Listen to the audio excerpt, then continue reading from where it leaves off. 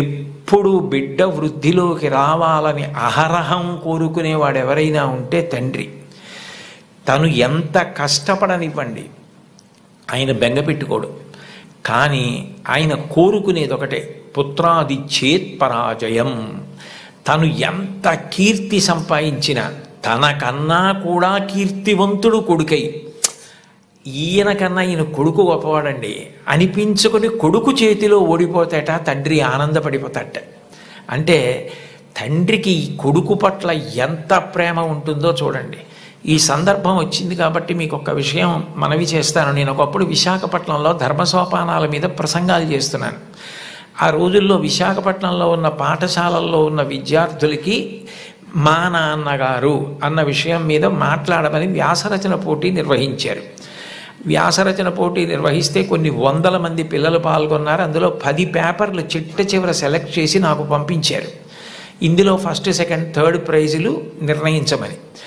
నేను పేర్లు చూస్తే ఒకవేళ నాకు ఏదైనా పక్షపాతం కలుగుతుందేమో, సుశీల అని కనపడింది అనుకోండి, తెల్లవారుజామునే మా అమ్మ గుర్తొచ్చి ఒక మార్క్ ఎక్కువ వేస్తానేమో అని నేను పేర్లు చూడకుండా పేపర్లు దిద్ది మార్కులు వేసేసి తర్వాత పేర్లు చూశాను.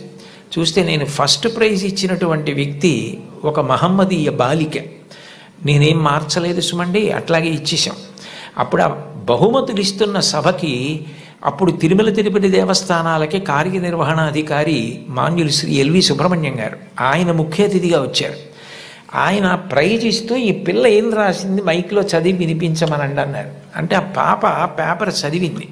అందులో ఆమె ఏం రాసిందంటే, వాళ్ళ అమ్మగారు టీచరు, వాళ్ళ నాన్నగారు కూడా ఏదో ఉద్యోగం, ఆయనకి బ్లడ్ క్యాన్సర్ వచ్చింది, చూసుకోలేదు, ముదిరిపోయింది, 3 నెలల్లో చనిపోతారని చెప్పారు. ఆయన తన భార్య దగ్గరికి వెళ్ళి అడిగింది ఏంటంటే, ఈ 3 నెలలు నేను చనిపోతానన్న విషయం పిల్లలకి చెప్పద్దు, వాళ్ళు ఏడిస్తే నేను చూడలేను, నేను చనిపోయాక వాళ్ళు ఎటు ఏడుస్తారు, అప్పుడు నేను ఆపలేను, నేను బ్రతికుండగా వాళ్ళు ఏడవడం నేను చూడలేను, కాబట్టి నేను చనిపోతాను 3 నెలల్లో అన్న విషయాన్ని మాత్రం నా పిల్లలకి చెప్పద్దని రాత్రింబవళ్ళు హక్కున చేర్చుకొని మా భవిష్యత్తు కోసం ఇంకా కష్టపడి అంత జాగ్రత్తగా వ్యవస్థ చేసి 3 నెలల తర్వాత ఆయన మరణిస్తారని తెలిసి చిట్ట చివరి కాలంలో 3 దగ్గర పెట్టుకుని చెప్పకుండా అంత ప్రేమ చూపించి కన్నుల నీరు కారుస్తూ 3 వంక గుడ్లు తిప్పుతూ ప్రాణం వదిలేశారు ఆయన. తండ్రి అంటే అది.